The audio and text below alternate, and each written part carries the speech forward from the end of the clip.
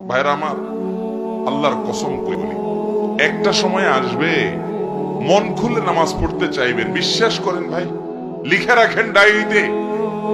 আপনাকে যদি আল্লাহ হায়াতে বাঁচিয়ে রাখেন, যুবক ভাইয়েরা, তরুণ ভাইয়েরা, একটা বয়স আসবে মনে চাইবে একটু রবকে মন খুলে সেজদা দিয়ে একটু লম্বা করে রুকু করি। পারবেন না, অসুস্থ হয়ে যাবেন, রোগবালায় ধরে ফেলবে। বাবারে, সে সময় আসবে না? বৃদ্ধ মুরব্বীদেরকে, চাচাদেরকে জিজ্ঞাসা করেন, চাইলেও অজু ধরে রাখতে পারে না, নামাজ পড়তে পারে না, চাইলেও পারে না। একটা সময় আসবে চাইবেন, পারবেন না।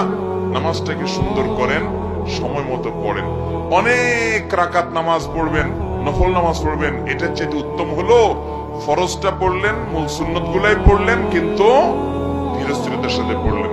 10 রাকাত তাড়াহুড়া করে পড়ার চাইতে 2 রাকাত আস্তে আস্তে পড়া অনেক বেশি